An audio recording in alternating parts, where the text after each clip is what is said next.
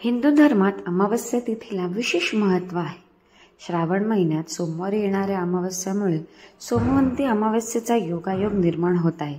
तसेच हा श्रावण महिन्यातील शेवटचा 5वा श्रावण सोमवार आहे. या दिवसाला दर्श अमावस्या किंवा पिठोरी अमावस्या असेही म्हणतात.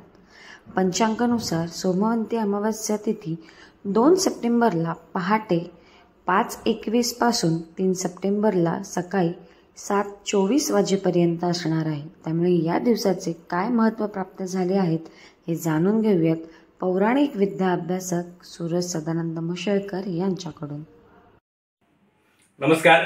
आज आपण जाणून घेणार आहोत श्रावण मासामधील जे सोमवार येतात या सोमवाराविषयीची माहिती आणि एखाद्या श्रावण महिन्यामध्ये ज्यावेळेस 5 श्रावणी सोमवार येतात तेव्हा त्याचं एक अद्वितीय आणि वेगळं असं महत्त्व बनतं. आणि तसंच काहीसं महत्त्व साधारण 71 वर्षानंतर यावर्षी जवळपास 5 सोमवार आलेले आहेत. आणि या 5 सोमवारचं महत्त्व काय, ज्यावेळेला दरवर्षी श्रावणी सोमवार येतात 4 असतात आणि या प्रत्येक सोमवारी महादेवाला 7 जव अर्पण केला जातो, मूग अर्पण केले जातात, तीळ अर्पण केले जातात, तांदूळ अर्पण केले जातात.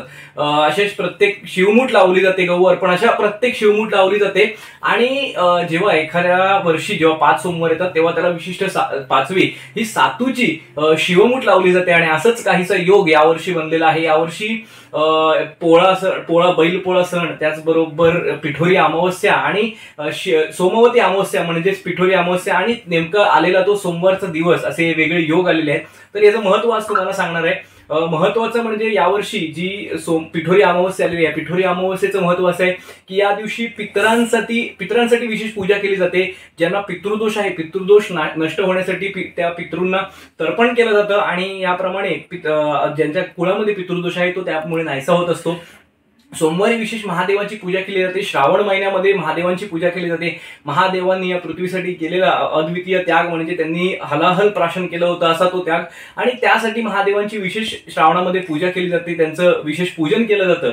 आणि त्याचबरोबर बैलपोळा, ज्या दिवशी गावा ठिकाणी बैलांना नदीवरती नेऊन त्यांना उठणं लावून छान त्यांना आंघोळ घातली जाते आणि त्यांची पूजा केली जाते. असं बैलपोळ्याचं वेगळं महत्व आहे.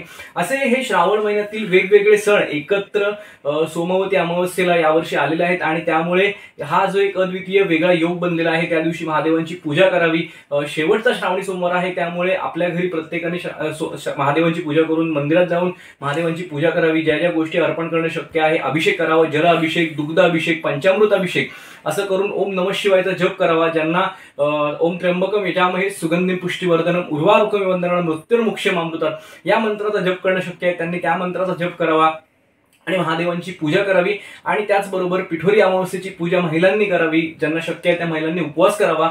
आणि हा लहान मुलांसाठी, बाळगोपाळांसाठी, त्यांच्या आयुष्यासाठी, त्यांच्या सुदृढ आयुष्यासाठी, सुखासाठी पिठोरी अमावस्येची पूजा केली जाते. असं एक अद्वितीय योग आलेला आहे. त्यामुळे ज्यांना शक्य आहे त्यांनी ह्या सर्व गोष्टींचं पालन करावं. धन्यवाद.